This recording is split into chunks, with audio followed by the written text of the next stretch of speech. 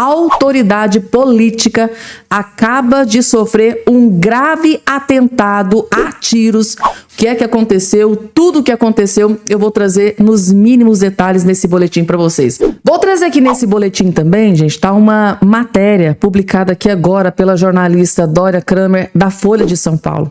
A jornalista acabou de soltar aqui uma notícia de que Lula da Silva agoniza, mas não morre. Segundo Dória Kramer, o Lula da Silva agoniza, mas não morre, tá? E esta matéria publicada, essa informação publicada pela jornalista na Folha de São Paulo, gerou pânico e desespero na esquerda aqui agora neste exato momento, gente, tá?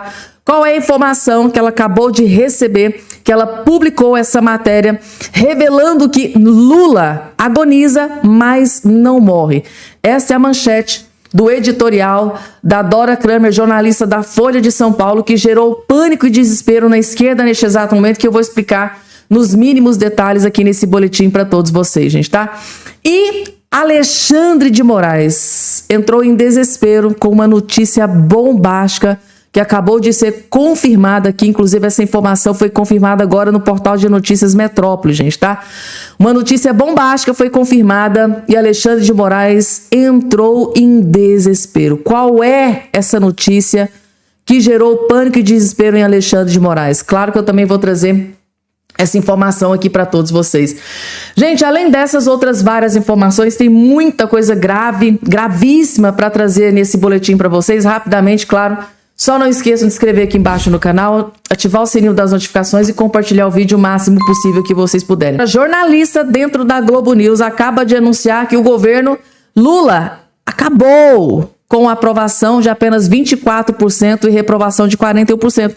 Os próprios jornalistas da Globo, onde o Lula jorra milhões e milhões e milhões, admitem que com a aprovação de apenas 24%, acabou para Lula da Silva. Ai, gente, que delícia de vídeo que eu vou trazer para vocês. Assistam.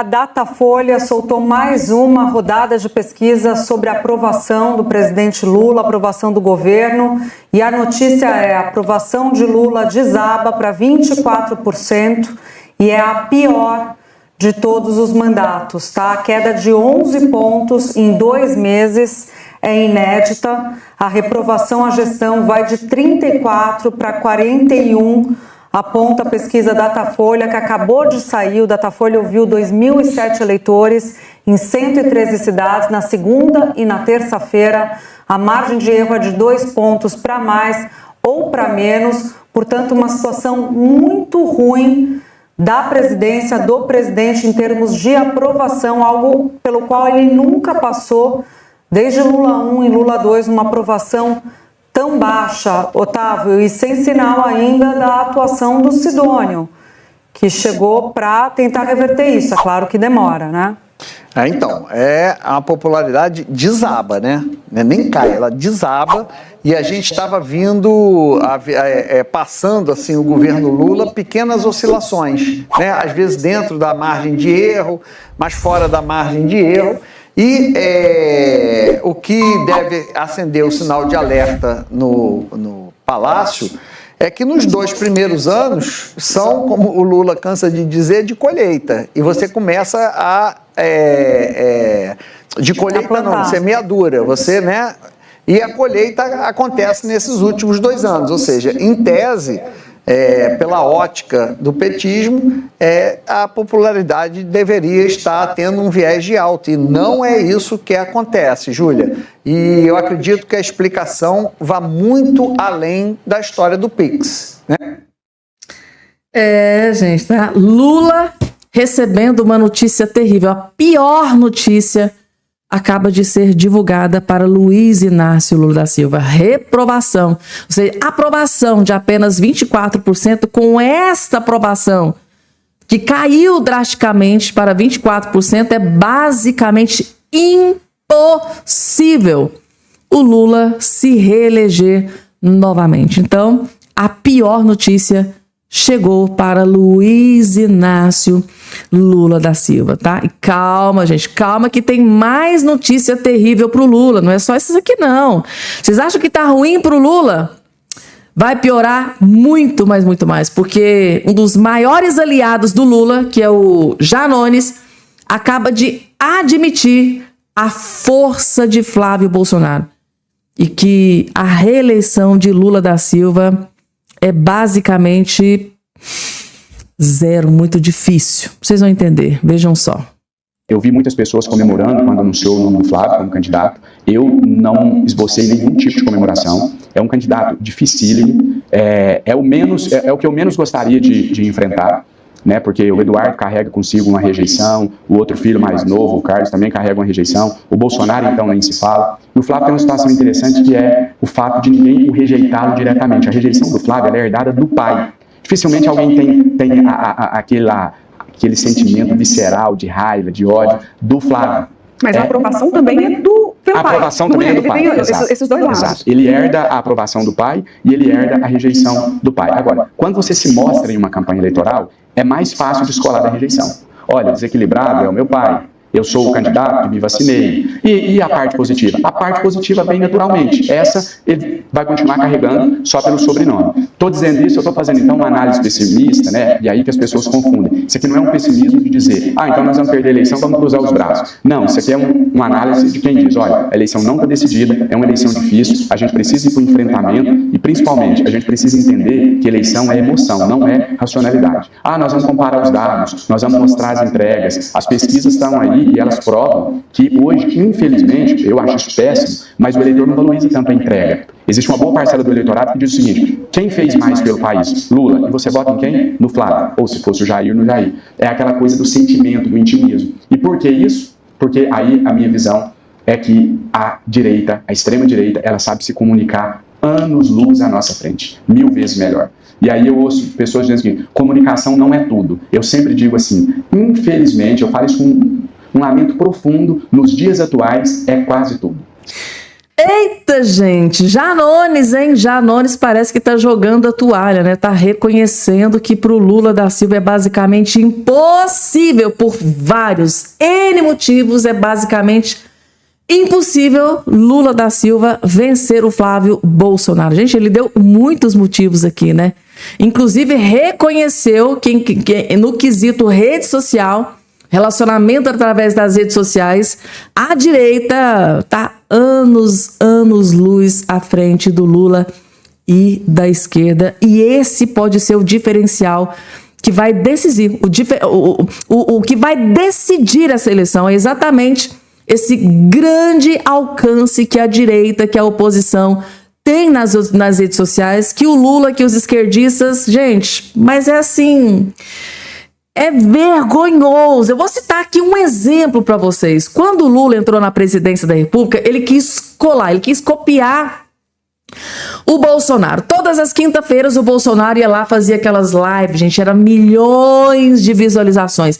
Eram milhões de pessoas ao vivo, na hora ali assistindo o Bolsonaro. Aí o Lula achou que poderia fazer a mesma coisa, né? Foi lá, fez aquele programinha vexatório junto com o Shoa, né? Ex-jornalista da Globo. E o Lula, gente, que vergonha que foi. O Lula custava juntar ali 3, 4 mil pessoas assistindo. Mas o Lula levou um banho nas redes sociais do Bolsonaro. O Lula ficou com tanta vergonha que ele foi lá e cancelou aquele programinha mequetrefe que ele começou basicamente copiando o Bolsonaro. Foi tão humilhado, né? Ninguém assistia às lives do cara.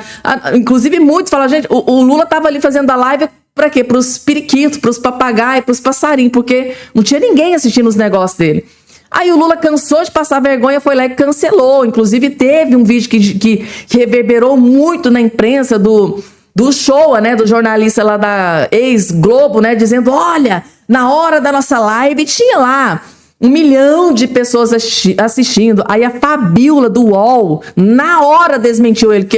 Como assim? Porque aqui na imprensa o que deu foi, né, cerca de 8, 10 mil pessoas ao vivo assistindo. Da onde você tirou essa informação que tinha milhões de pessoas assistindo? Aí ele meio que desconversou, se retratou. Não, foi porque o que eu vi dizer, eu nem sei. Eu nem fui atrás dessa informação. Então, assim, é muita vergonha, gente. Então, se o André Janones, tá, que é o lambedor de botas do Lula, tá aqui dizendo isso aqui, Imagina como é que tá dentro do Palácio do Planalto, dentro do governo Lula e ali nas reuniões de ministros do Lula. Deve estar um chororô, um desespero geral, gente. Meu Deus do céu. Janones reconhecendo que Lula vai ser massacrado por Flávio Bolsonaro. Eu falei pra vocês, gente, tá? Que esse vídeo aqui tava impecável. Vamos lá, porque tem mais, gente. Deixa eu trazer aqui uma informação que acabou de sair aqui no Metrópolis. Veja que interessante. O Messias, gente, o homem tá com sangue nos olhos. O homem tá furioso com Alexandre de Moraes. Jorge Messias conversou com oito ministros do STF e quer tete a tete com Moraes. Ele quer ficar cara a cara com Alexandre de Moraes. Ele quer ficar frente a frente com Alexandre de Moraes e ouvir, tá? Cara a cara, as explicações do Alexandre de Moraes. Por que que ele articulou nos bastidores para derrubá-lo? Após o Senado rejeitar sua indicação ao STF, na última quarta-feira, o advogado-geral da União, Jorge Messias, já conversou com ao menos 8 dos atuais 10 ministros da Corte. As conversas se deram por mensagem de texto ou ligações telefônicas e ocorreram por iniciativa dos ministros, que procuraram Messias para prestar solidariedade após a derrota. Segundo apurou a coluna Igor Gadelho, o titular da AGU, Messias recebeu apoio dos ministros. O que ele conversou depois aí da sua derrota. Gilmar Mendes, Cristiano Zanin, André Mendonça, Nunes Marques, Luiz Fux, Edson Fachin, Carmen Lúcia, Dias Toffoli. Vocês sentiram falta de um nome aqui?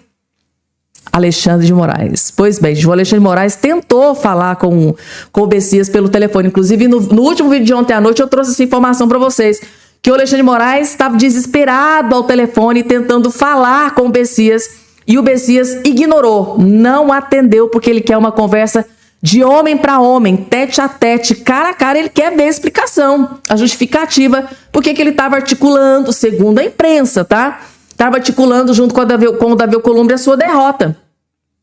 Apontado como um dos algozes de Messias atualmente, porque num passado não tão distante eram bem aliados, né? O ministro Alexandre de Moraes também procurou o advogado-geral da União por mensagens de texto e por ligação telefônica, mas não teve resposta do Messias, tá, gente, tá? O Messias ignorou as mensagens e ligações do ministro Alexandre de Moraes. Aqui a matéria está dizendo que agora Alexandre de Moraes é algoz, agora é inimigo do Messias. Mas lá no 8 de janeiro, agiram juntos para prender o pessoal do 8 de janeiro. Isso aí eu não preciso nem entrar em detalhe aqui, vocês estão acompanhando os vídeos que eu posto aqui, já está sabendo disso. Aliados, Messias disse que não guarda mágoas de Moraes, mas ressaltou que a conversa com o ministro para acertar os ponteiros, entre eles, precisa ser pessoalmente, só os dois. Então, ele não quer conversar pelo telefone, depois de tudo que ele descobriu, que houve articulação de Flávio Dino, inclusive Flávio Dino não tá aqui nessa lista, né? Olha lá, ó, Flávio Dino não tá nessa lista. Mas aqui ele ressaltou, a minha conversa com o Moraes tem que ser pessoalmente, é tete a tete. Por que será? Será que ele quer enquadrar o ministro Alexandre de Moraes, gente? Será? Coloca aqui embaixo a opinião de vocês. E agora vamos lá, gente, para nova atualização, informação sobre o estado de saúde de Jair Messias Bolsonaro. Michele Bolsonaro atualiza e não traz notícia boa, gente, tá? Não tem notícia boa aqui sobre Jair Messias Bolsonaro. Michele relata que Bolsonaro não consegue se alimentar sozinho após cirurgia, ó. A ex-primeira-dama Michele Bolsonaro afirmou que o ex-presidente Jair Bolsonaro está chateado por não conseguir se alimentar sozinho. Ele se recupera de uma cirurgia para tratar uma lesão no ombro direito. Por ser destro, precisa de ajuda nas atividades motoras. Passando para informar que ele está tendo uma boa evolução, com a dor controlada, está apenas um pouquinho chateado, pois ainda não consegue se alimentar sozinho. Como a cirurgia foi no ombro direito, ele é destro, tá? Isso o impossibilita neste momento. Estou o ajudando em suas limitações. Já fez a troca de curativos, está sendo avaliado pela equipe médica e disse lá Michele Bolsonaro neste domingo, gente, tá? No mesmo dia, o Hospital Deve Estar informou que a evolução clínica e controle da dor ocorrem conforme esperado e que o ex-presidente passa por reabilitação motora, além de receber analgésicos, medicamentos para reduzir o risco de trombose. Tá aí, gente, tá? E vamos lá, gente, vamos falar aqui sobre uma matéria daqui a pouco, gente, tá? Grave atentado a tiros. Eu vou trazer daqui a pouco, porque antes eu preciso trazer essa matéria da Dora Kramer, gente, tá? Jornalista da Folha de São Paulo, que fez esse editorial que deixou a esquerda desesperada. Ela disse que o governo Lula agoniza, mas não morre. A derrubada de uma indicação do presidente da República, né, ao Supremo Tribunal Federal é ato que reforça e anima a oposição. Mas daí a dizer que isso sela o destino de infortúnio para Lula na eleição, há uma distância de efeitos a serem medidos pelas circunstâncias. A batida metáfora das nuvens da política poucas vezes foi tão verdadeira como na quadra atual. E por que eu decidi trazer essa informação para vocês? Para vocês entenderem a discrepância, gente, tá? Entre uma matéria jornalista, de uma jornalista que está bem otimista, né, com relação a Lula da Silva. É o contraste do que disse o Janones anteriormente, né? Porque para o Janones é basicamente impossível o Lula vencer essa eleição. Aqui, a Dora Kramer diz que o Lula da Silva é basicamente o quê, né? É um renascente das cinzas, né? Porque ele tá lá no chão, de repente se levanta, foi preso, volta para a presidência novamente. Só que para o Janones, que é um grande articulador e bajulador do Lula, ele já no outro vídeo admitindo que para o Lula é praticamente impossível ele vencer essa eleição. E aí, gente, vocês vão ficar aqui com a opinião da Dora Kramer, da Folha de São Paulo, de que o Lula pode renascer das cinzas e pode, né, estar na situação trágica agora neste exato momento, pode se reerguer por sei lá, de repente por uma obra divina, porque sinceramente eu não sei o que pode acontecer com o Lula para que ele convença o povo a votar nele. Do que o Janones, que já está admitindo, ou vocês ficam com a opinião do Janones, que basicamente já está admitindo que acabou para Luiz Inácio Lula da Silva, porque ele está enfrentando o Flávio Bolsonaro. Coloca aqui embaixo a opinião de todos vocês. Vamos lá, porque tem mais, gente, tá? Agora, tragédia, gente, tá? Tragédia foi confirmada nesse dia de hoje. Deputado federal é alvo de atentado no Rio de Janeiro. Foram vários tiros, gente, tá? Esse que está aqui, ó, na sua tela. A madrugada de sexta-feira, do dia 1º, foi de sufoco para o deputado Max Lemos, do União Brasil. O parlamentar cumpriu a agenda em Miracema, noroeste fluminense, e estava em Duque de Caxias, Rio de Janeiro, quando seu carro foi alvejado por tiros. De acordo com informações do portal G1, o ataque aconteceu por volta das 3h45, horário de Brasília. Apesar de toda a situação macabra, ele conseguiu fugir e sair ileso. Em resumo, os criminosos conseguiram interceptar o carro do parlamentar, provocaram uma colisão, mas não obtiveram êxito. O motorista do deputado conseguiu desviar e sair do local com rapidez. Em nota, a equipe do deputado federal explicou que o motivo do ataque é por conta do empenho do político em combater o crime organizado. O político registrou ocorrência também em Duque de Caxias. Então, tá aí, gente, tá? Graças a Deus, o pior não aconteceu. A gente poderia estar aqui anunciando a morte do deputado federal, né? Mas, por intercessão divina, independente se a gente gosta ou não do parlamentar, independentemente de ideologia política, de partido político, é muito triste, gente, tá? Perder a vida dessa forma. Deixa eu trazer aqui uma briga feia, gente, tá? Que aconteceu dentro do Congresso Nacional entre a esquerdista Maria do Rosário, tá? Lambedora de botas do Lula. Ela partiu pra cima, gente, tá? Do Marcel Van Hatten, do Zé Trovão. Gente, foi briga feia. Teve dedo na cara, teve tudo que tem uma discussão, gente, tá? Parece até letra de música, mas ao vivo, a coisa realmente pegou fogo, gente, tá? Briga feia, treta feia entre a esquerdista lulista Maria do Rosário, Marcel Van Hatten e Zé Trovão. Inclusive o Zé Trovão, gente, ele revelou uma coisinha aqui que vocês vão ficar chocados, gente, tá? Meu Deus do céu, eu tô até agora sem acreditar. Assistindo o vídeo, vocês vão entender tudinho. Vejam só.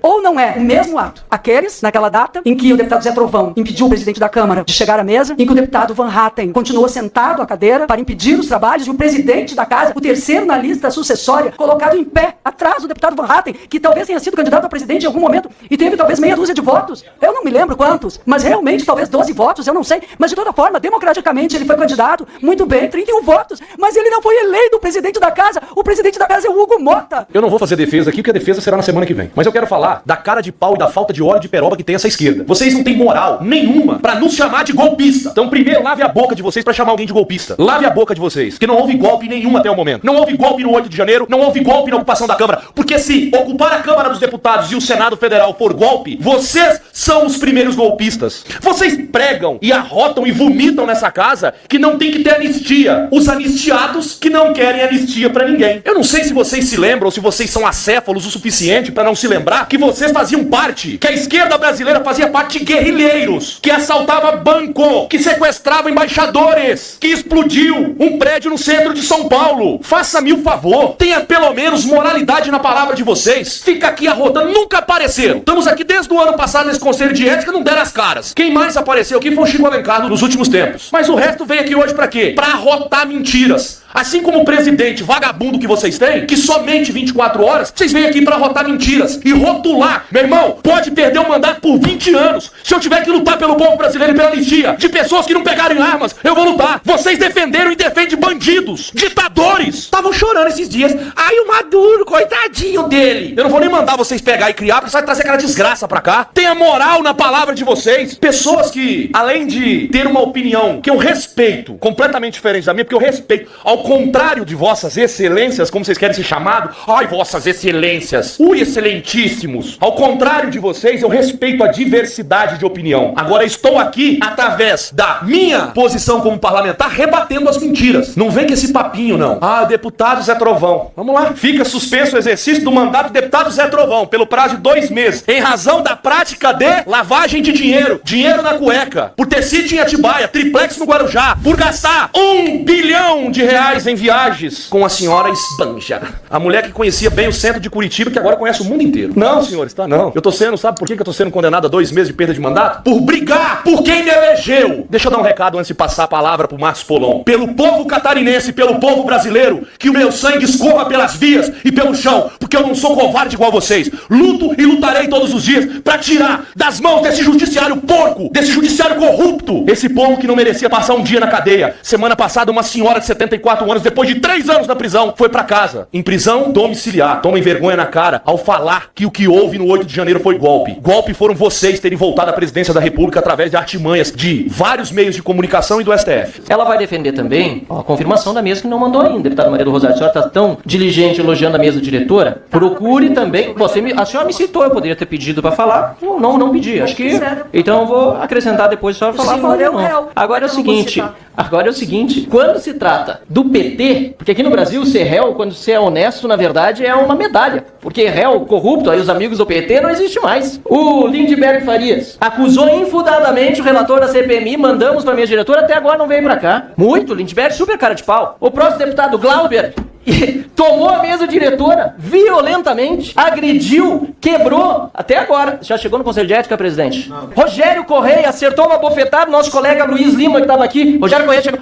Uma delas. Então tem uma que a deputada vai poder elogiar, porque as outras não foram enviadas ainda. A justiça só é justa quando é isonômica. E aí, senhor presidente, tem 2 coisas que eu preciso falar nesse momento que são muito importantes. A primeira é essa, que a justiça só é justa quando ela é isonômica. E nesse caso, senhor relator, tanto olhando para o passado, ou seja, para os precedentes dessa Câmara, que já teve invasão aqui, o movimento do Sem Terra invadiu esta casa, faltando 8 de janeiro, aquilo lá foi com violência, com apoio de parlamentares no ato aqui que estavam na Câmara dos Deputados, não aconteceu nada. Depois, lá no Senado da República, o PT tomou a mesa diretora, o Lindbergh, tá aqui na minha defesa, o Lindbergh Farias foi lá tumultuar no Conselho de Ética do Senado e conseguiram o arquivamento do caso daquelas senadoras que sentaram comeram até marmita na mesa diretora do Senado. Então os precedentes todos são de atos violentos, que não foi nosso caso, atos que agrediram a institucionalidade da casa, e que não tiveram nenhum rigor, como se está impondo aqui, sobre uma ocupação não violenta e que tratava de um tema fundamental para o Brasil. Então, a isonomia não se está aplicando nem no precedente, nem no que ocorre atualmente, porque hoje só quem é de direito está sofrendo esse tipo de perseguição. Então, eu acho muito importante, deputado Cabo Gilberto, fazer essa menção, porque a justiça só é justa quando é isonômica, e nós vamos convencer o relator de que não tem condição de dar 2 meses de suspensão para parlamentares que fizeram algo, em primeiro lugar, justo, em segundo lugar, sem ferir o regimento interno, e em terceiro lugar, amparados pelo precedente e pelo que está acontecendo atualmente. Quer mudar a regra? Muda lá no plenário. Tem um projeto de resolução, inclusive, pautado, foi feito um requerimento de urgência, até hoje não foi votado, para alterar a regra, para não permitir nenhum tipo de ocupação. Então muda daqui para frente. Mas daqui para trás, isso é ilegal, é injusto. E para finalizar, se falou aqui em constrangimento do presidente da Câmara. Olha, todo mundo estava muito constrangido naquele momento. Não foi um momento fácil para ninguém. Agora, se o presidente teve o constrangimento de por 5 minutos não chegar na cadeira, imagina os familiares das vítimas, seu relator.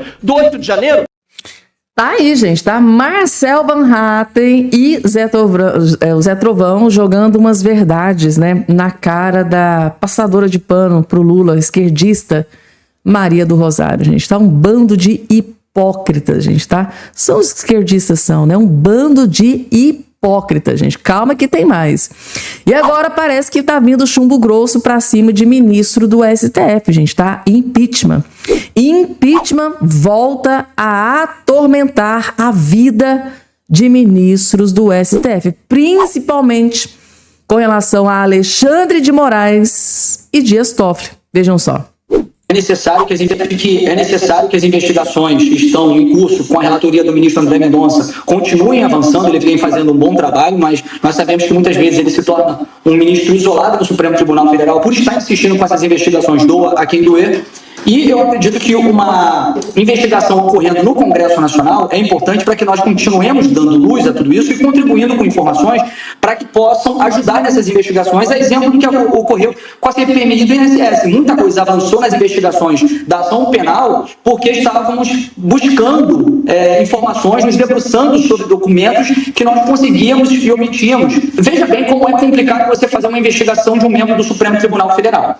Hoje, se o Porcaro ele faz uma delação e ele fala que o ministro Alexandre de Moraes, de fato, ele tinha um papel de tráfico de influência junto a ele, que o contrato de 129 milhões de reais da esposa do ministro Alexandre de Moraes era para fazer um tráfico de influência, facilitações na fraude envolvendo o BRB, e que a troca de mensagens com ele realmente foi para que ele pudesse bloquear a prisão dele, fazer uma obstrução de justiça. Estou fazendo uma suposição.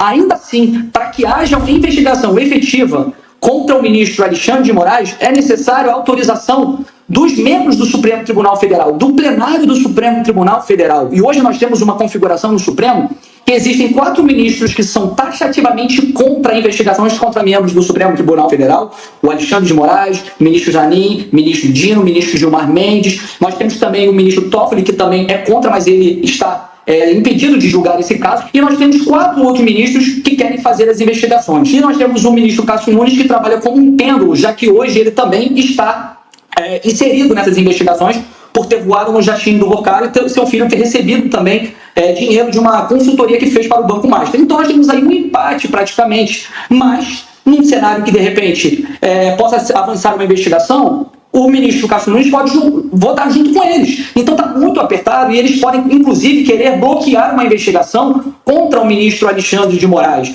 Por isso que a CPMI é tão importante, porque nós temos um cenário que muitas vezes podem haver impedimentos, podem haver bloqueios de investigações contra o ministro do Supremo, e uma CPMI tem esse papel de apurar a responsabilidade e mostrar para a população tudo o que está acontecendo, porque ainda que não consigamos fazer investigações contra ministros do Supremo numa seara penal, nós podemos reunir informações suficientes para fazer impeachment de ministro do Supremo Tribunal Federal. Então, uma coisa não exclui a outra. Agora pensem, gente, tá no desespero dos ministros do STF, né? Porque, ao que tudo indica, né, ali saiu na boca miúda, né, nos bastidores do Congresso Nacional, de que tinha acontecido um acordo, né, para votação de algumas coisas, mas para que a CPMI do Banco Master não acontecesse. CPMI do Banco Master, gente, tá? Virou o pesadelo de grandes autoridades em Brasília. Inclusive, algumas articulações giraram em torno disso, tá? Vamos derrubar o Messias. Vamos derrubar o veto do Lula lá da dosimetria. E parece que essa questão da CPI, abertura de CPI do Banco Master, entrou ali no balaio das negociações. Agora pensem, gente, tá? sair a notícia de que a oposição, mesmo saindo o burburinho de que aconteceu algumas negociações, o Flávio Bolsonaro já veio na imprensa e disse que ele não negociou nada com Alexandre de Moraes, de que não vai haver CPI do Banco Master. E isso, gente, tá? Só cresce a expectativa de que pode sim acontecer. Mesmo depois de tudo que aconteceu, né, da derrubada do Bessias, da derrubada do veto do Lula, segundo aqui o parlamentar, e o próprio Flávio Bolsonaro, ainda existe sim possibilidade de acontecer CPI do Banco Master, para desespero de Alexandre de Moraes, Dias Toffoli, até a decepção do Cássio Nunes Marques, dentre outras autoridades em Brasília, gente, tá? Ou seja, o terror voltou novamente. Impeachment contra ministros da Suprema Corte.